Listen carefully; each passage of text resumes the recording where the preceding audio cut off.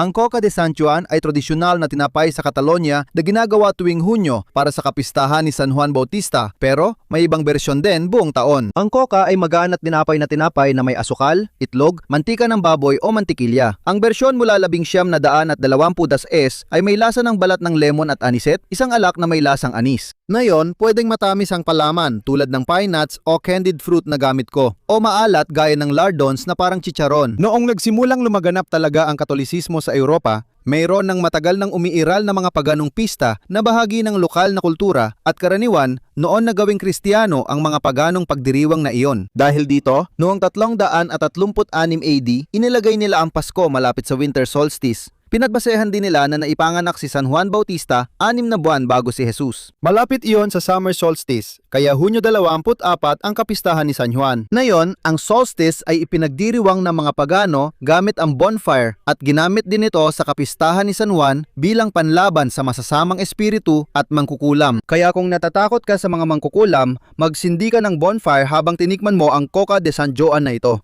Kapag sinabi kong sobrang sarap ng tinapay na ito, talagang totoo yon. Medyo matamis ito at may konting lasa ng anis, pero hindi matapang. Masarap na, kahit isang hiwa lang. Pero kaya ko ring ubusin ang buong tinapay sa isang upuan. Kung gusto mong subukan, ilalagay ko ang recipe sa tastinghistory.com.